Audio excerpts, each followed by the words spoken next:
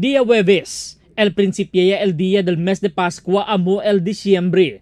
Por eso, ya puede anotar, el ahora alto número de mga residentes el puede notar ng mga establecimiento ng sentro del pueblo taman compra ya para el mga decoraciones de Pascua. Para evitar el mga krimen na pueblo, el autoridad ya finaliza ya di la security plan para na sentro del pueblo, donde el checkpoint el posible a segundo bla, si entrada pa lang del centro del pueblo. Mientras mga número también del presencia de la autoridad, el puede sentir na sentro mismo del pueblo para evitar el mga pickpocketing.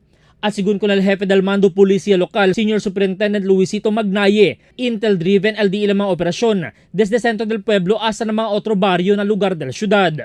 Random checkpoints tayo. And lahat ng mga checkpoints natin will be based on intelligence-driven. Este día, ya puede notar el personaje del Marines na pueblo que asigun con el portavoz del Westmincom Major Filemon Tan Hijo que aumenta fuerza para na Zamboanga.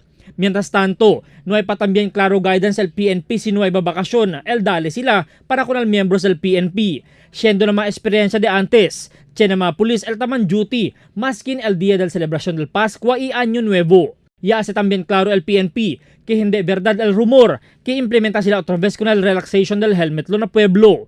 Kohi asigun sila con el todo el klase del traffic violation maskin tiempo pa del Pascua. Albert Luna, Dateline Zamboanga.